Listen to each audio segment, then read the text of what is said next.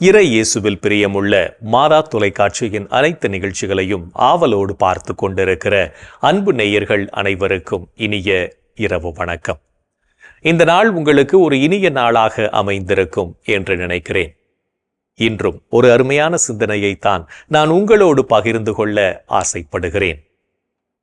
கடவுளால் படைக்கப்பட்ட நாம் ஒவ்வொருவரும் அவர் விட்டு சென்ற பணியை ஆற்றவே அழைக்கப்பட்டிருக்கிறோம். நாம் செய்கின்ற பணி மற்றவர்களுக்கு பயனுள்ளதாக இருக்க வேண்டும். நமக்கென செய்யும் பணிகளை விட மற்றவர்களுக்காக செய்யும் இறை பணிதான் மேலான பணி. எனவே நமது நேரத்தை தொலைக்காட்சியை பார்ப்பதிலும் கைபேசியை பயன்படுத்துவதிலும் செலவழிப்பதை தவிர்த்து இறை பணியை இன்முகத்துடன் செய்ய நம்மை பயிற்றுவிப்போம். இறை பணி செய்வதற்கு நல்ல மனது வேண்டும். அந்த நல்ல மனது நம்மிடம் இருக்கிறதா என்று நம்மையே நாம் கேட்டு பார்ப்போம். நமது வாழ்வு சூழலில் நம்மால் முடிந்தவரை நமது அன்பினாலும் பிறர் அன்பு சேவைகளினாலும் நமது நேர்மறையான வாழ்வினாலும் கிறிஸ்துவுக்கு சான்று பகர்ந்து கிறிஸ்துவை அறிவிக்க முயல்வோம். அதுவே நாம் செய்யும் அனைத்து பணிகளிலும் முதன்மையான பணி என்பதை உணர்ந்து கொள்வோம். இன்று நாட்டில், வீட்டில், பணியிடங்களில் என்று அனைத்து இடங்களிலும் பதவி சண்டைகள். யார் முதன்மையான இடத்தை கைப்பற்றுவது என்பதில் போட்டா போட்டிகள், சண்டை சச்சரவுகள் நடந்து கொண்டுதான் இருக்கின்றது.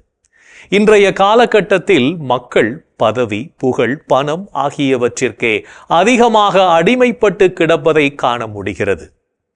பணம் சம்பாதிப்பதில் நமக்குள்ள ஆர்வம் அதிகமாகி பணி செய்வதில் நமக்குள்ள ஆர்வம் குறைந்து வருகிறது என்பதுதான் உண்மை. ஒரு நிறுவனத்தில் எக்ஸ்ட்ரா 5 நிமிடம் வேலை செய்தால் கூட அதற்கும் சேர்த்து நமக்கு ஊதியம் தர வேண்டும் என்ற மனநிலையில்தான் இன்று நம்மில் பலரும் நிறுவனங்களில் பணி செய்து கொண்டிருக்கிறோம். இன்னும் சொல்ல போனால் நாம் செய்கின்ற பணிகளை பட்டியலிட்டு பார்த்து அதற்கேற்ற ஊதியம் எனக்கு கிடைக்கப் பெற வேண்டும் என்று நினைக்கிறோம்.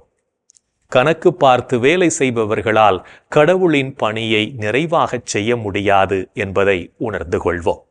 எனவே நமது பணியை பரந்துபட்டதாக மாற்றுவோம். அப்போதுதான் நமது வாழ்வு நலமுள்ளதாக அமையும் என்பதை புரிந்து கொள்வோம். அர்ஜென்டினாவில் 1928 ஜூன் மாதம் 14 அர்ஜென்டினாவில் பிறந்த சேகுவேராவை அறியாதோர் மிகச் சிலரே. இவர் கியூபாவின் புரட்சிக்கு வித்திட்டவர். இவர் ஒரு மருத்துவர், போராளி, போரிடத் தெரிந்தவர், கொரில்லா போரில் வல்லவர். இப்படி பல திறன்களை கொண்ட அவர் தனது தாய் நாட்டை, உறவினர்களை துறந்து, மற்ற உலகியல் இன்பங்கள், விருப்பு வெறுப்புகளை துறந்து கியூபாவின் வெற்றிக்காக தன்னையே முழுமையாக கையளித்தவர். இவர் தென் அமெரிக்க நாடுகளில் பயணம் மேற்கொண்டு அங்கு அடிமைகளாக நடத்தப்பட்ட மக்கள் அனுபவித்துக் கொண்டிருந்த துன்பங்கள், கொடுமைகளை நீக்க உறுதி பூண்டார். எனவேதான் கியூபாவின் வெற்றியோடு தனது பணியை அவர் நிறுத்தி கொள்ளாமல் அண்டை நாட்டு மக்களும் மகிழ்ச்சியாக நிறைவாக வாழ வேண்டும் என்று விரும்பினார். அதன் காரணமாக பொலிவியா நாட்டுக்கு சென்று அங்கு அந்த மக்களின் உரிமைக்காக போராடிய போது தனது இன்னுயிரை அந்த மண்ணில் அக்டோபர் மாதம் 1967 ஈந்தார். எனவே தன் நலனில் அக்கறை கொள்வதை விடுத்து மற்றவர் நலனில் அக்கறை கொண்டு வாழ நம்மை பயிற்றுவிப்போம். இன்றைய தினத்தை எடுத்துக்கொள்வோம். இந்த நாள் முழுவதும் நாம் மற்றவர்களுக்காக நம்மை தியாகம் செய்து வாழ்ந்தோமா என்று யோசித்து பார்ப்போம். மேலும் இந்த நாளில் நமது செயல்பாடுகள் எப்படிப்பட்டதாக இருந்தது என்று நம்மையே நாம் கேட்டு பார்ப்போம்.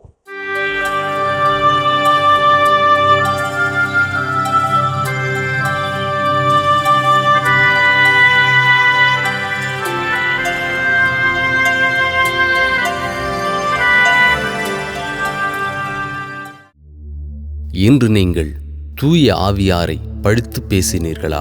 தூய ஆவியாரே அனைத்தையும் துருவி ஆகிறவர், கடவுளின் ஆழ்ந்த எண்ணங்களையும் அறிகிறவர். இன்று நீங்கள் உங்கள் கடவுளாகிய ஆண்டவரை சோதித்தீர்களா? உன் கடவுளாகிய ஆண்டவரை சோதிக்க வேண்டாம். இன்று நீங்கள் பேசிய வார்த்தைகளால் மற்றவர்களை மனம் நோகச் செய்தீர்களா? காயப்படுத்த பலர் இருந்தாலும் மருந்தாக சிலர் இருப்பதாலேயே நம் வாழ்க்கை அடுத்த கட்டத்தை நோக்கி பயணிக்கிறது.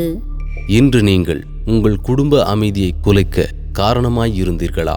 விட்டுக் கொடுங்கள், விருப்பங்கள் நிறைவேறும். மன்னிப்புக் கொடுங்கள், தவறுகள் குறையும். மனம் விட்டு பேசுங்கள், அன்பு அதிகமாகும். இன்று நீங்கள் நல்லவற்றை சிந்தித்து செயல்பட்டீர்களா? நம் ஆண்டவராம் இயேசு கிறிஸ்துவும் நம்மீது அன்பு கூர்ந்து தம் அருளால் நிலையான ஆறுதலையும் எதிர்நோக்கையும் அளித்த நம் தந்தையாம் கடவுளும் உங்கள் உள்ளங்களுக்கு ஊக்கமளித்து நல்லதையே சொல்லவும் செய்யவும் உங்களை உறுதிப்படுத்துவார்களாக. இன்று நாம் எப்படிப்பட்ட செயல்களை செய்திருக்கிறோம் என்று நம்மையே நாம் திரும்பி பார்த்த வேளையில் பல செயல்கள் இறைவனுக்கு ஏற்புடையதாக இருந்தாலும் சில செயல்கள் இறைவனுக்கு எதிராக அமைந்திருக்கும். அத்தகைய தருணங்களுக்காக மனம் வருந்தி மன்னிப்பு கேட்டு மனத்துயர் மன்றாட்டை ஜெபிப்போம்.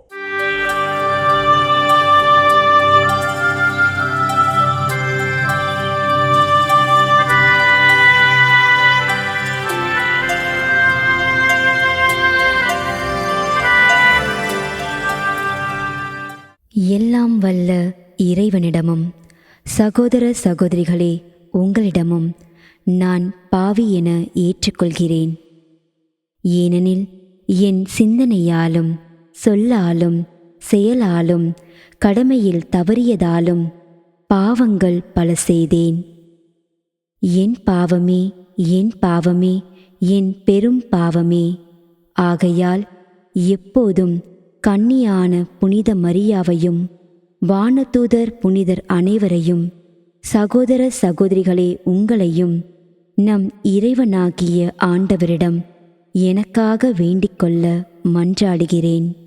ஆமேன். மனத்துயர் மன்றாட்டை ஜெபித்ததன் வழியாக இறைவனிடமிருந்து மன்னிப்பை பெற்றிருப்போம் என்ற நம்பிக்கையோடு இறை வேண்டலில் இணைவோம்.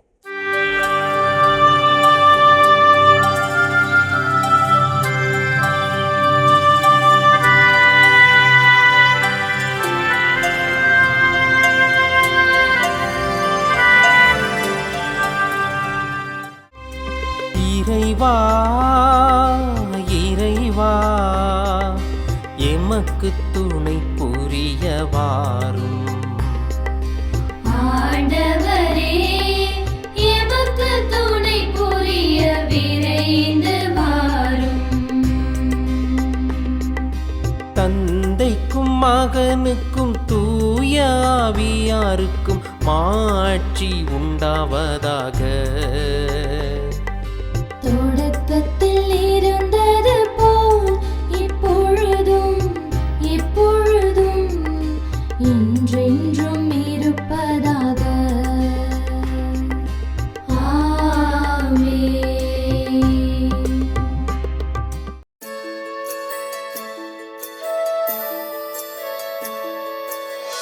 போயது பொழுது புகுந்தது இரவு, தூயனை உனது பொன்னடி தொழுதோ. நேயமையெல்லாம் ஏதமும் நீக்கி நீயமையாண்டு காத்தருளையா. கனவுகள் துயில் வழி காணுதல் வேண்டாம், கனவிருள் பூதமும் கண்ணுரல் வேண்டாம். சினமுறு பகைவர் முரணலாம் வெல்வார், ஈனமும் உடலில் அணுகிடாது அருள்வார். ஆதியம் தந்தாய் அருள் புரிவீரே, அமலன மகனே அருள் புரிவீரே. ஜோதியே உருவாம் தூயாவியாரே, தொழுதனம் உமதடி அருள் புரிவீரே. ஆமென் ஆமென் ஆமென்.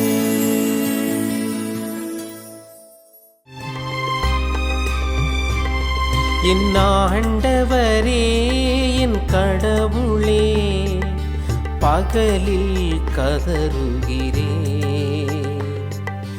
இரவில் முன்னிலையில் புலம்புகிறேன். என் ஆண்டவரே என் கடவுளே, பகலில் கதறுகிறேன்,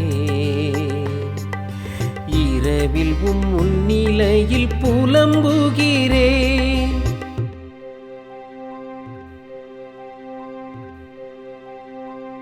ஆண்டவரே, என் மீட்பின் இறைவா, பகலில் நான் கதறுகிறேன், இரவில் உமது முன்னிலையில் புலம்புகின்றேன். என் மன்றாட்டு திருமுன் வருவதாக, என் கூக்குரலுக்கு செவி சாய்த்தருளும். ஏனெனில் என் உள்ளம் துன்பத்தால் நிறைந்துள்ளது, என் உயிர் பாதாளத்தை நெருங்கிவிட்டது. படுகுழிக்குள் இறங்குவோருள் ஒருவராக நானும் கணிக்கப்படுகின்றேன். வலுவற்ற மனிதர் போலானே. இறந்தோருள் ஒருவராக கைவிடப்பட்டேன், கொலையுண்டு கல்லறையில் கிடப்பவர் போலானேன்.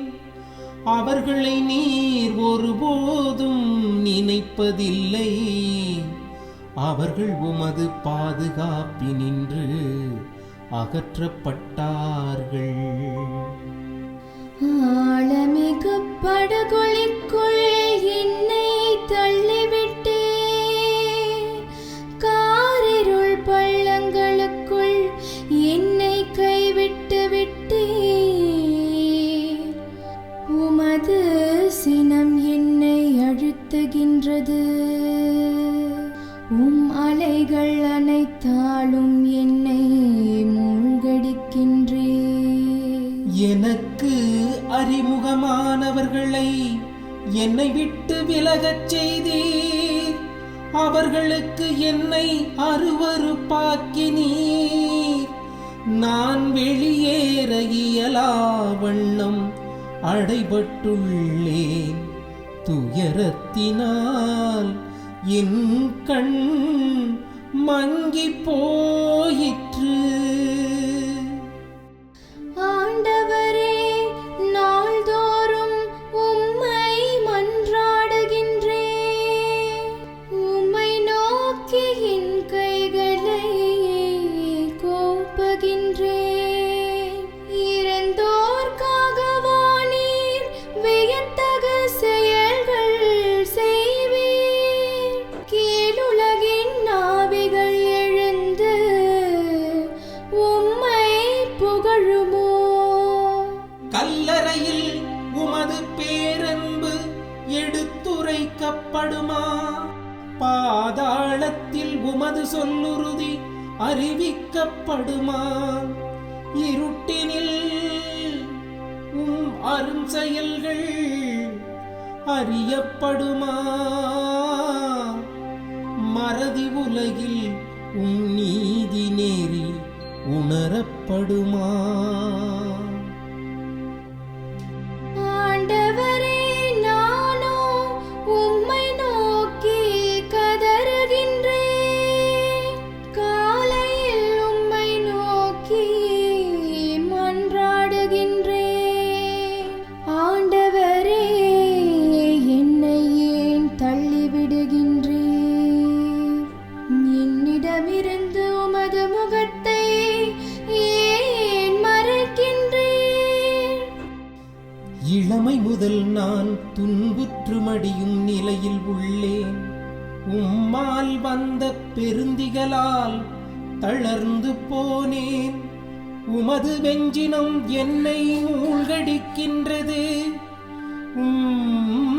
அச்சம் தரும் தாக்குதல்கள் என்னை அழிக்கின்றன. அவை நாள் முழுவதும் வெள்ளப்பெருக்கென என்னை சூழ்ந்து கொண்டன. அவை எப்பக்கமும் என்னை வளைத்து கொண்டன. என் அன்பரையும் தோழரையும் என்னை விட்டு அகற்றினீ. இருளே என் நண்பன், இருளே என் நண்பன். தந்தைக்கும் மகனுக்கும் தூய ஆவியாருக்கும் மாட்சி உண்டாவதாக. தொடக்கத்தில் இருந்தது போல் இப்பொழுதும் எப்பொழுதும் என்றென்றும் இருப்பதாக. ஆமென். என் ஆண்டவரே, என் கடவுளே, பகலில் கதறுகிறேன், இரவில் முன்னிலையில் புலம்புகிறேன். என் ஆண்டவரே, என் கடவுளே, பகலில் கதறுகிறேன், இரவில் முன்னிலையில் புலம்புகிறேன். இறைவனின் உடனிருப்பு இந்த இரவு பொழுதிலும் நம்மை பாதுகாத்து வழி நடத்தும் என்ற நம்பிக்கையை இறை வேண்டலின் வழியாக பெற்றுக்கொண்ட நாம் இப்போது நாளைய நற்செய்தி வாசகத்திற்கு செவிமடுப்போம்.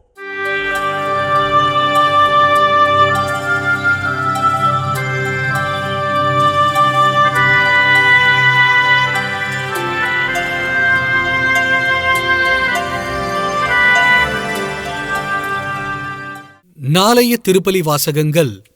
முதல் வாசகம் இணைச்சட்ட நூலிலிருந்து வாசகம். அதிகாரம் 26, இறை வார்த்தைகள் 16 முதல் 19 முடிய. பதிலுரை பாடல். திருப்பாடல் 119, இறை வார்த்தைகள் 1 முதல் 2, 4 முதல் 5 மற்றும் 7 முதல் 8 முடிய. மத்தேயு எழுதிய தூய நற்செய்தியிலிருந்து வாசகம். அதிகாரம் 5, இறை வார்த்தைகள் 43 முதல் 48 முடிய. அக்காலத்தில் இயேசு தம் சீடரை நோக்கி கூறியது: உனக்கு அடுத்திருப்பவரிடம் அன்பு கூர்வாயாக, பகைவரிடம் வெறுப்பு கொள்வாயாக என கூறப்பட்டிருப்பதை கேட்டிருக்கிறீர்கள். ஆனால் நான் உங்களுக்குச் சொல்கிறேன், உங்கள் பகைவரிடமும் அன்பு கூறுங்கள், உங்களை துன்புறுத்துவோருக்காக இறைவனிடம் வேண்டுங்கள். இப்படிச் செய்வதால் நீங்கள் உங்கள் விண்ணக தந்தையின் மக்கள் ஆவீர்கள். ஏனெனில் அவர் நல்லோர் மேலும் தீயோர் மேலும் தம் கதிரவனை உதித்தெழச் செய்கிறார். நேர்மையுள்ளோர் மேலும் நேர்மையற்றோர் மேலும் மழை பெய்யச் செய்கிறார். உங்களிடத்தில் அன்பு செலுத்துவோரிடமே நீங்கள் அன்பு செலுத்துவீர்களானால் உங்களுக்கு என்ன கைமாறு கிடைக்கும்? வரி தண்டுவோரும் இவ்வாறு செய்வதில்லையா? நீங்கள் உங்கள் சகோதர சகோதரிகளுக்கு மட்டும் வாழ்த்து கூறுவீர்களானால் நீங்கள் மற்றவர்களுக்கு மேலாக செய்து விடுவதென்ன? பிறவினத்தாரும் இவ்வாறு செய்வதில்லையா? ஆதலால் உங்கள் விண்ணக தந்தை நிறைவுள்ளவராய் இருப்பது போல நீங்களும் நிறைவுள்ளவர்களாய் இருங்கள். ஆண்டவரின் அருள்வாக்கு. கிறிஸ்துவே உமக்கு புகழ். ஆண்டவரே, உம் கையில் என் உயிரை ஒப்படைக்கின்றேன். ஆண்டவரே, உம் கையில் என் உயிரை ஒப்படைக்கின்றேன். உண்மையின் ஆண்டவராகிய கடவுளே, எம்மை மீட்பவர் நீரே. ஆண்டவரே, உம் கையில் என் உயிரை ஒப்படைக்கின்றேன். தந்தைக்கும் மகனுக்கும் தூய ஆவியார்க்கும் மாட்சி உண்டாவதாக. ஆண்டவரே, உம் கையில் என் உயிரை ஒப்படைக்கின்றேன். நாம் நம்முடன் வாழும் சக மனிதரை அன்பு செய்து வாழவும் இறை வார்த்தைகளை வாழ்வாக்கவும் அழைப்பு விடுக்கும் இயேசுவின் குரலுக்கு செவிமடுத்து வாழ்வோம் என்ற சிந்தனையோடு சிமியோன் பாடலில் இணைவோம்.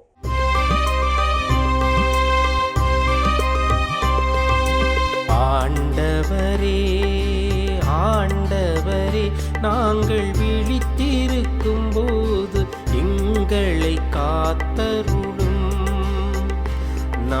தூங்கும்போது எங்களை பாதுகாத்தருளும்.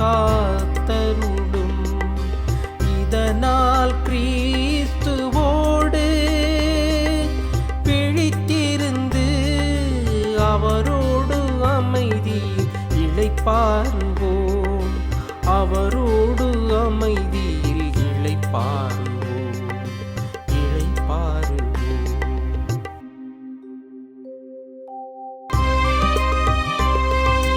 ஆண்டவரே, ஆண்டவரே, உமது சொற்படி உம்மடியான் என்னை இப்போது அமைதியுடன்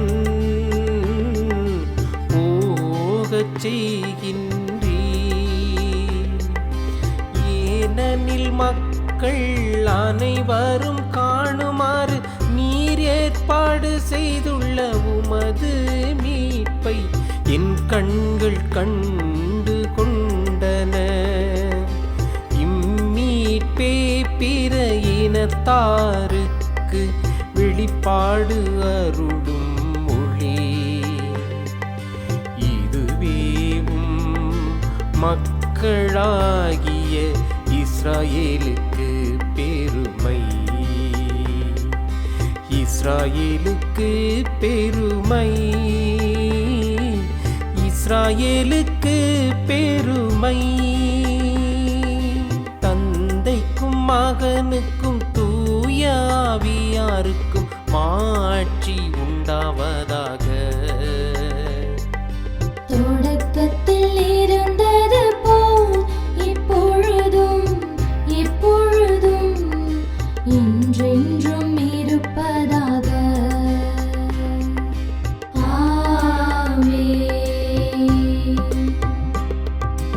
ஆண்டவரே, ஆண்டவரே, நாங்கள் விழித்திருக்கும் போது எங்களை காத்தருளும்.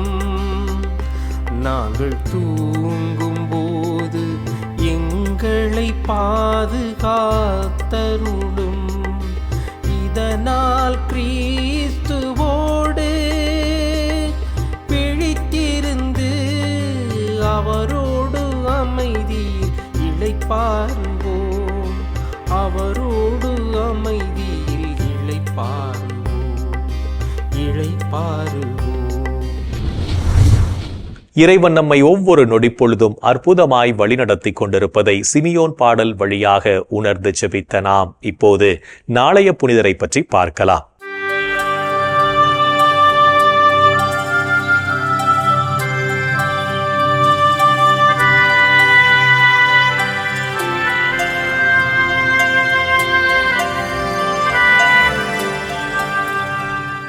பிப்ரவரி 28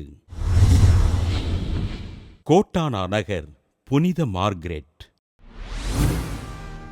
இத்தாலி நாட்டில் துஸ்கானியாவில் உள்ள லூதியானாவில் கிபி 1247ஆம் ஆண்டு விவசாய குடும்பத்தில் பிறந்தார் மார்க்ரெட்.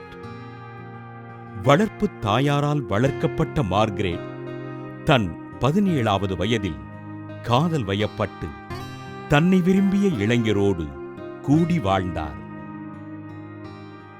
ஒரு மகனுக்கு தாயான மார்க்ரெட் சில வருடங்களில் தன் காதலரை விபத்தில் பறிகொடுத்தார்.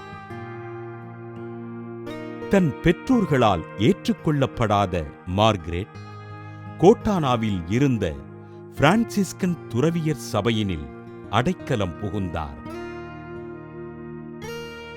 தன்னை இறைவனுக்கு அர்ப்பணிக்க விரும்பிய மார்க்ரெட் பிரான்சிஸ்கன் 3ஆம் சபையினில் துறவரம் பூண்டு நோயுற்ற ஏழைகளை பராமரித்தார். இறை பக்தியில் சிறந்து விளங்கி ஒருத்தல் முயற்சிகளை மேற்கொண்டு தூய்மையில் வாழ்ந்த இவருக்கு ஆண்டவர் இயேசு 2 முறைகள் காட்சி அளித்து உரையாடினார். ஏழைகளுக்கும் நோயாளிகளுக்கும் உதவிகள் செய்த மார்க்ரெட் கிபி 1286ஆம் ஆண்டு புதிய துறவர சபையினை தோற்றுவித்து கோட்டானா நகரில் மருத்துவமனையினை கட்டி எழுப்பினார். 29 ஆண்டுகள் ஏழைகளுக்கும் நோயுற்றவருக்கும் பணிகள் செய்த மார்கரெட் கிபி 1297 பிப்ரவரி 22ஆம் நாள் விண்ணகம் சேர்ந்தார்.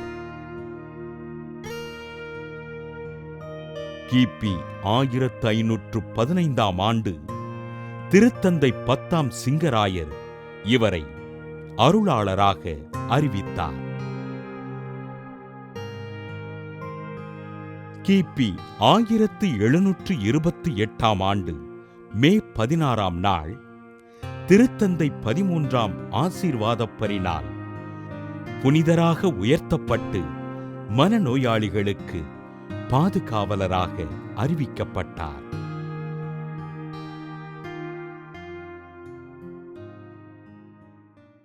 கோட்டானா நகர் புனித மார்கரெட் திருவிழாவினை கொண்டாடுகின்ற நாம் கணவரை இழந்து வாடுகின்ற பெண்கள் நம்பிக்கையோடும் மன வலிமையோடும் வாழ்வதற்காகவும் அவர்கள் இறைவனால் ஆசீர்வதிக்கப்படவும் ஜெபிப்போம்.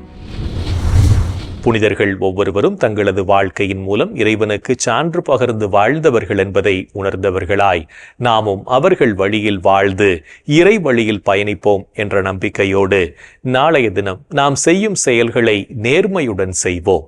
என் அன்பு சகோதரனே, சகோதரியே, கடவுளின் அற்புதமான பராமரிப்பை எண்ணி பார்ப்போம்.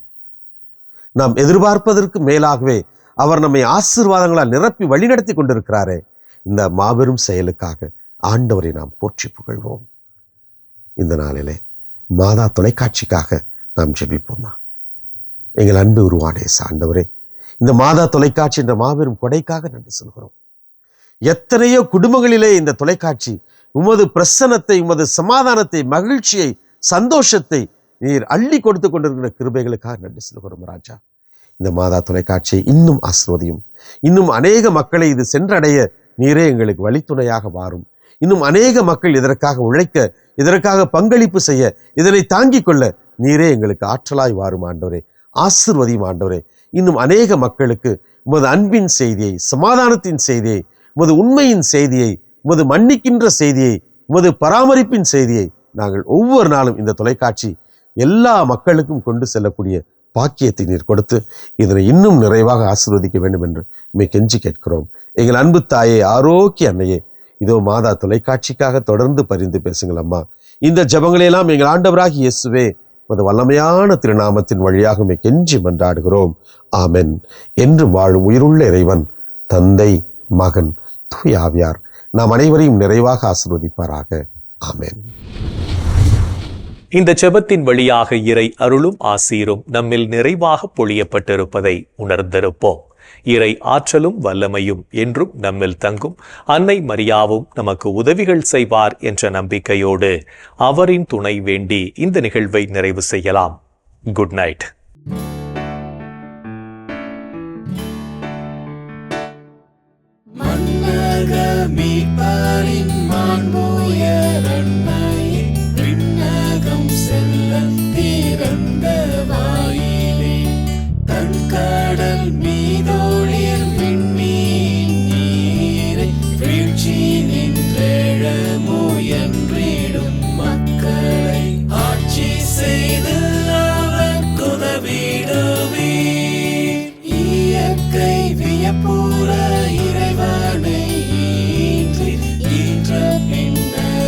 கன்னியாய் நின்றே வானவன் கபிரி